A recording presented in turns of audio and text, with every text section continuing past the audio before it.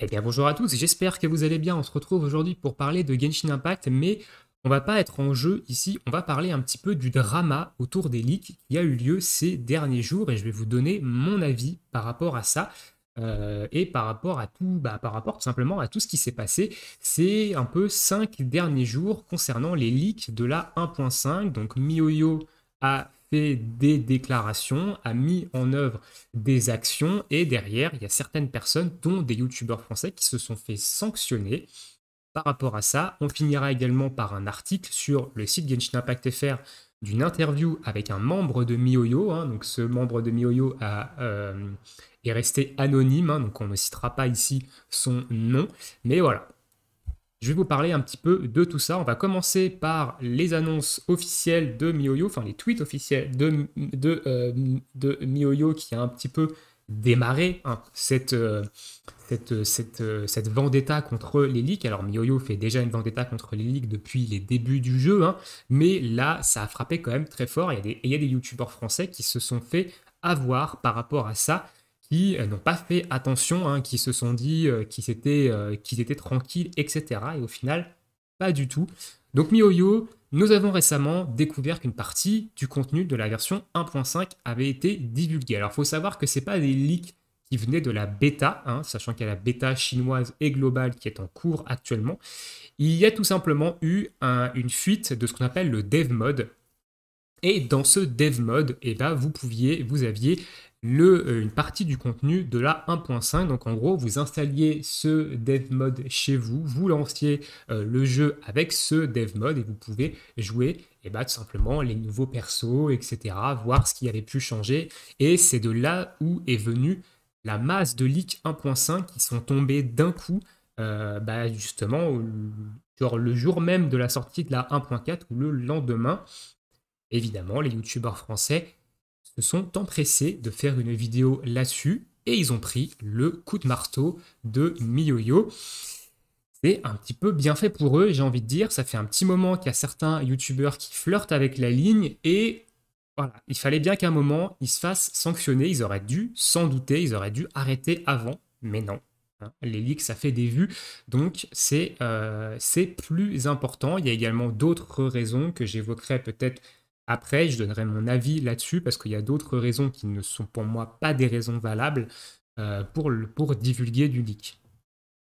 Donc, un tel comportement perturbe non seulement nos projets de développement et de nos promotions de la nouvelle version, mais peut également amener certains voyageurs à se faire des idées qui pourraient s'avérer fausses quant au contenu de la version de la nouvelle version. En effet, quand vous suivez des leaks, ce sont des choses en test, ce ne sont pas des choses finales. Donc par exemple, un nouveau personnage, vous allez peut-être le trouver hyper fort, mais il est en test. Ça veut dire que entre le moment où vous allez voir son leak et le moment de sa sortie, les choses peuvent grandement changer, le personnage peut être grandement nerf, peut être modifié, et du coup un personnage que vous allez trouver fort dans les leaks, potentiellement quand il va sortir en jeu, il va pas être si fort que ça, et vous allez être déçu. Ça, c'est parce que vous vous êtes fait de fausses idées par rapport aux leaks. Une fois encore, nous demandons le concours de tous les voyageurs pour résister à la tentation de diffuser du contenu qui aurait fuité, et maintenir un environnement de jeu équitable. Nous intensifierons également nos efforts pour faire face à ces divulgations illégales. Donc ça, c'est le tweet de MiHoYo du 17 mars. Et ces efforts contre les divulgations illégales, ils les ont faits, et notamment chez des youtubeurs français.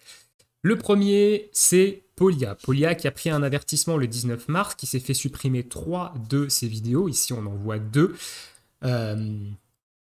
Et du coup, il a fait une vidéo pour expliquer un petit peu tout ça, dans lequel il était mort de rire tout le long de la vidéo, mais je crois qu'il ne sait pas ce que ça veut dire, tout simplement. Et lui-même, il le dit dans sa vidéo qu'il ne comprend pas ce que c'est que l'avertissement, etc. Alors, pour un youtubeur qui a presque 20 000 abonnés, ça serait pas mal de se renseigner un petit peu sur ce que ça peut engendrer de prendre un tel avertissement et de se faire strike des vidéos pour droit d'auteur, parce que pour une chaîne YouTube, c'est pas très bon de se faire strike ça. Donc il a pris un avertissement, à savoir que cet avertissement, c'est pas juste un petit avertissement. L'avertissement, il dure 90 jours. Si Polia décide de continuer à leak, etc., et se prend un, deux, voire d'autres, voire un ou deux, voire plus d'avertissements pendant les 90 jours de son avertissement actuel, s'il s'en prend deux de plus, YouTube va tout simplement supprimer sa chaîne et tout son contenu sans retour possible. Donc c'est pas juste un petit avertissement à prendre à la rigolade parce que MiYoYo est pas content, etc. Non, ça a de vraies incidences sur sa chaîne YouTube de prendre un tel avertissement. YouTube peut également décider de le mettre moins en avant pour son contenu. Donc, voilà, c'est pas trop à prendre à la rigolade ce genre de choses. Alors, il a dit qu'il allait arrêter les leaks, savoir que Polia, moi, les vidéos que je vois de lui, c'est que ça. Donc, je sais pas trop ce qu'il va proposer d'autre sur Genshin Impact, mais voilà, qu'il sache que si jamais il continue à leak et qu'il se prend deux autres avertissements pendant la durée, donc juste avant le 17 juin, sa chaîne va s'être supprimée. Donc, faut pas prendre ce genre de choses à la légère. Donc, il y a eu Polia qui s'est fait strike 3 vidéos. Donc là, on n'en voit que 2, mais il y en a une troisième dessous. Évidemment, il aurait pu s'en faire strike plus, hein, étant donné qu'il fait quasiment que ça. Il y a également eu NoCapt. Alors NoCapt, évidemment, il s'est empressé de faire sa vidéo sur les leaks de la 1.5, etc. Il s'est empressé de le faire parce que ça fait des vues, machin. Il s'est fait strike et il s'est fait, comme il le dit, il a été sanctionné. Donc pareil, il a pris, comme Polia, il a pris un avertissement. Donc pareil, pour sa chaîne, c'est pas bon. Donc NoCap, je crois qu'il a plus de 50 000 abonnés, donc c'est deux fois plus que ce que Polia a. Mais c'est pareil, c'est pas bon pour sa chaîne. Donc il avait déjà fait une vidéo il y a quelques mois en disant qu'il arrêtait les leaks. Au final, il a continué de faire des leaks. Je pense en pensant que MiYoYo n'allait rien faire, etc. Il a pris un coup de bâton. À voir évidemment si il va arrêter ou non, mais voilà, il a pris comme Polia, il a pris un avertissement et il s'est fait strike sa vidéo sur les leaks. Il y a également eu un YouTuber qui est beaucoup plus petit, qui est Ikiris Gaming. Alors ici, il y a évidemment du rouge hein, pour éviter que moi je balance des leaks, hein, bien entendu. Donc Ikiris Gaming qui a également fait une vidéo sur les leaks, qui s'est fait strike sa vidéo, donc il a également pris un avertissement. C'est pareil, lui, il a une toute petite chaîne, je ne sais pas combien il a d'abonnés, je crois, je ne suis pas allé voir, mais voilà. Donc on a déjà 3 youtubeurs FR qui se sont fait sanctionner par rapport à ces leaks de la 1.5.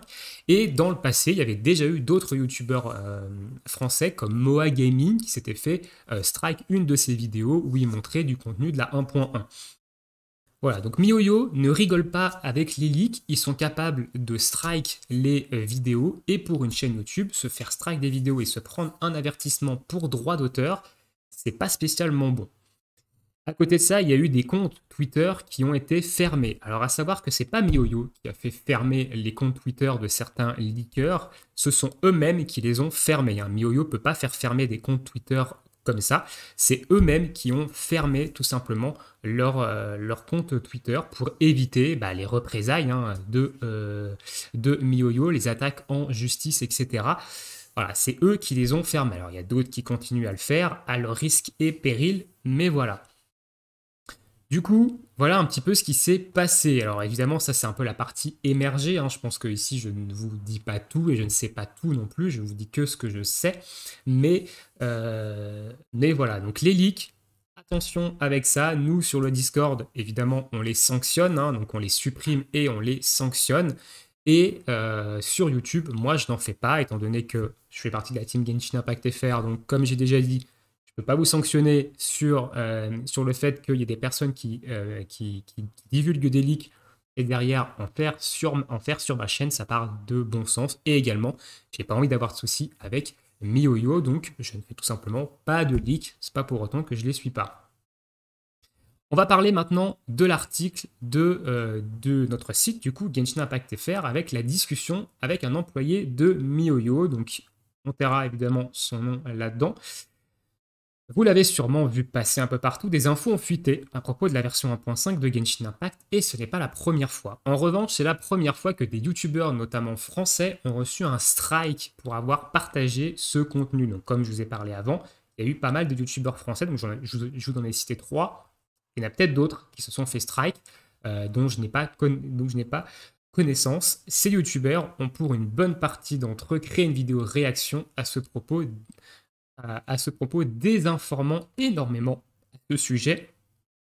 Nous tenions donc à donner la parole à MiYoYo. Alors évidemment, ici, il parle des vidéos réactions à leur strike, hein, qui sont tous faits, donc Polia, Nocaft, Ikiris, etc. Ils ont tous fait des vidéos pour dire je me suis fait strike, voilà, je donne mon avis, etc. Et beaucoup ont donné de la désinformation dedans parce que ne sont pas d'accord avec cette politique de censure de leak et du coup, pour eux, eh ben, c'est pas bien. Un employé de MiYoYo a donc accepté de répondre à quelques questions de manière anonyme sur les problèmes que posent ces leaks. Et oui, parce que au-delà du fait que pour pas mal de gens, les leaks c'est nécessaire, c'est utile, etc., ça pose énormément de problèmes à MiYoYo. Enfin, vous vous rendez pas compte que derrière des annonces, que derrière les lives des mises à jour, il y a des gens qui travaillent. Si des personnes leak du contenu, et ben c'est comme si ces personnes-là travaillaient pour rien au final, parce que les gens sont déjà au courant. Donc c'est voilà, c'est de l'argent qui part dans les fenêtres. Par les fenêtres plutôt. Donc première idée reçue, le leak permet de gérer l'attente des joueurs. Donc la question de Genshin Impact FR, plusieurs youtubeurs affirment que les leaks devraient faire partie intégrante de la communication et que c'est normal dans un gacha d'avoir du leak. Alors il y a beaucoup de gachas qui laissent les leaks, hein, évidemment, mais il y en a qui les contrôlent et MiYoYo a décidé de contrôler les leaks de Genshin Impact notamment. La réponse de l'employé, du coup, plusieurs départements coopèrent pour créer de nouveaux contenus, graphisme, opération, dev, marketing, communauté, etc. Révéler ce contenu avant les dates officielles prévues balaye tous ces efforts et les moyens mis en place pour créer une attente chez les joueurs, surtout pour la communauté où ils programment des posts à l'avance destinés à présenter ce nouveau contenu, mais aussi pour le marketing qui lui alloue un budget spécifique chaque mois destiné à la promotion et même l'équipe qui s'occupe de créer le contenu vidéo et les streams de version. C'est ce que je vous disais avant, il y a des gens qui travaillent sur la promotion des nouvelles versions, des nouveaux personnages, du nouveau contenu, etc. Les leaks, eh ben, ça fout en l'air leur travail. Voilà, tout simplement, les leaks, ça fout en l'air leur travail parce qu'il n'y a plus cet effet de surprise. Les gens sont déjà au courant, donc cette communication, elle sert presque à rien et c'est des gens qui ont travaillé pour rien. Donc, les leaks, c'est tout simplement irrespectueux envers le travail de ces personnes-là. Donc, dans un premier temps, voilà, moi, c'est l'avis que j'ai, c'est irrespectueux envers le travail des personnes qui produisent du contenu pour vous présenter tout ça, quoi. C'est-à-dire que moi qui suis développeur, c'est pareil, hein, je comprends complètement le point de vue de MiYoYo. Je suis en train de développer un truc, j'ai prévu toute une panel de vidéos, de représentations graphiques, etc. pour présenter ce que je suis en train de faire. Et à côté, il y a un petit malin qui a chopé les infos, on ne sait où, qui les balance sur le net et qui fout en l'air des heures de travail. Voilà. Voilà pourquoi déjà dans un premier temps les leaks c'est mauvais et que en fait au final ça coûte de l'argent pour rien. Voilà. Deuxième idée reçue, les leaks permettent de savoir sur quoi poule. On entend un peu partout que les leaks ont un fort impact économique envers MiYoYo, que ce soit positivement ou négativement, en faisant monter ou au contraire en empêchant de faire monter la hype sur un personnage. Quelle est la réalité des faits selon toi? Il y a un aspect ressenti des joueurs très fort. Les joueurs ont souvent des fausses idées sur des nouveaux persos parce que les leaks montrent une version test non définitive. Donc ça, je vous en ai parlé par rapport aux fausses informations. Du coup, les joueurs se disent ce perso est super fort, celui-ci est super faible. Ces persos sont en phase test pour une bonne raison. Les retours des testeurs aident l'équipe à les ajuster pour qu'ils ne soient ni trop forts ni trop faibles et pour que les éventuels bugs dont ils pourraient faire l'objet soient corrigés. En soi, ça n'affecte pas tant que ça le chiffre d'affaires, mais donne des fausses idées aux joueurs, les amenant potentiellement à ne pas faire l'expérience des nouveaux persos à cause d'un a priori non justifié. Évidemment, les leaks, il y a toute la tribu des free-to-play qui arrive. Oui, mais s'il n'y avait pas les leaks, moi, j'aurais pas pu économiser pour tel ou tel perso, blablabla, etc. Enfin, voilà. Vous avez toute cette communauté-là de free-to-play qui sont là. On a besoin des leaks parce qu'on veut savoir sur quoi poule. moi, j'ai envie de vous passer un message à tous ces free-to-play qui pleurent sur la communication, qui râlent sur la communication, etc. Le jeu qu'ils sont en train de vous développer, Genshin Impact, il n'est pas gratuit. Donc, les free-to-play, il faut que vous sachiez une bonne chose. Et là, je pense que je vais mettre à dos un bon nombre de personnes. Mais les free-to-play, pour être grossier, vous servez à rien. Vous ne rapportez aucune valeur monétaire à MiYoYo parce que vous ne dépensez pas dans le jeu. Donc, le but de MiYoYo, c'est justement que vous ne soyez pas free-to-play. C'est que les gens achètent, c'est que les gens payent plus ou moins, prennent la faveur, prennent le Battle Pass, prennent des packs, etc. Le but de MiYoYo et de la communication en général d'un gacha game, c'est ça, c'est que les free-to-play ne restent pas free-to-play. Ils n'ont aucun intérêt à bichonner la communauté des free-to-play. Ils n'ont aucun intérêt à le faire. Donc, c'est normal qu'ils ne vous annoncent pas les persos 4 semaines à l'avance. Voilà, attention, dans 4 semaines, il y a lui qui sort. Si tu veux économiser, économise. Voilà, non. Ils n'ont aucun intérêt à faire ça. Donc, le discours des free-to-play, genre on a besoin des leaks pour ça, etc. Dites-vous bien que non, en fait. Le but de MiYoYo, c'est que vous ne restez pas free-to-play. C'est de gagner de l'argent, c'est de rembourser son jeu, bon, même s'il est déjà remboursé en soi, mais le jeu, ça coûte, le développement du jeu, ça coûte de l'argent, la communication, ça coûte, tout ce qui est marketing, ça coûte, etc. Il y a tout un budget autour. Donc, les free-to-play, MiYoYo s'en balance de vous, parce que vous ne leur rapportez rien. Vous jouez juste au jeu et vous ne leur rapportez rien. Leur but, c'est que vous ne soyez plus free-to-play, c'est que vous passez à la caisse. Un free-to-play qui, du jour au lendemain, se met à prendre la faveur et le Battle Pass. Vous allez me dire, c'est pas beaucoup, ça va lui faire 10 € de dépenses par mois. Mais s'il y a 1000, 10 000, 100 000 free-to-play qui commencent à mettre 10 € par mois, bah déjà, ils sont plus free-to-play. Et en plus de ça, c'est du revenu régulier supplémentaire pour le jeu. Donc, ils n'ont aucun intérêt à vous communiquer à l'avance les personnages qui vont sortir. Il y a des gacha games qui vous communiquent les persos la veille pour le lendemain. Enfin, moi, j'ai joué à Dragon Ball Legend.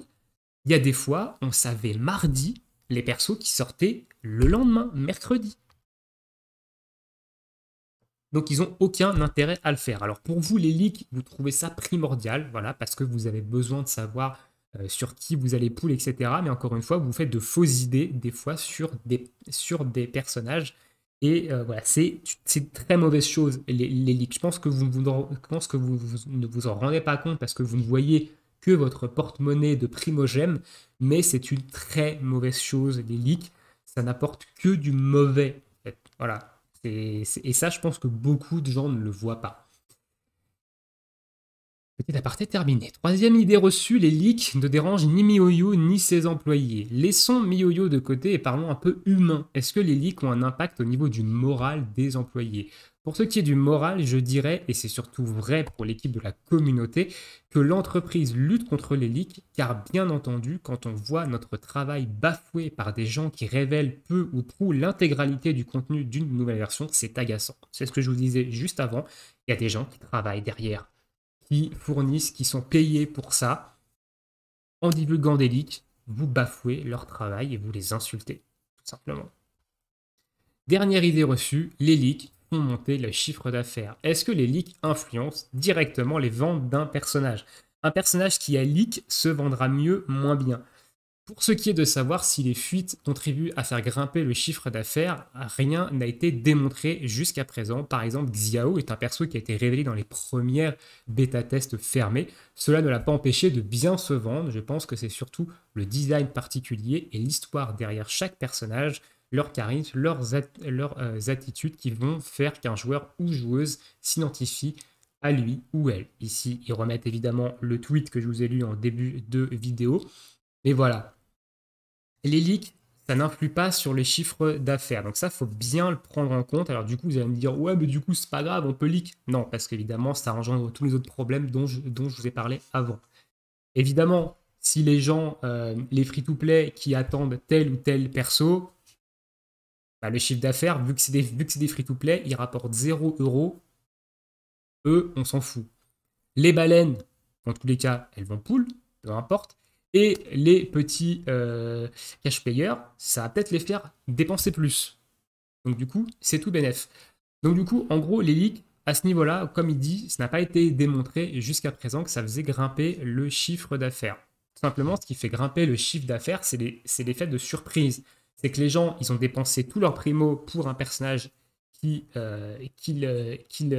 kiffent, et là, ils annoncent un nouveau personnage où ils sont trop fans, encore plus fans que le perso d'avant, sauf qu'ils n'ont plus de primo. Qu'est-ce qu'ils vont faire? Frustration, sortir la CB. Voilà. C'est comme ça que ça marche. Les gacha games, c'est comme ça que ça fonctionne. Ça joue sur votre frustration.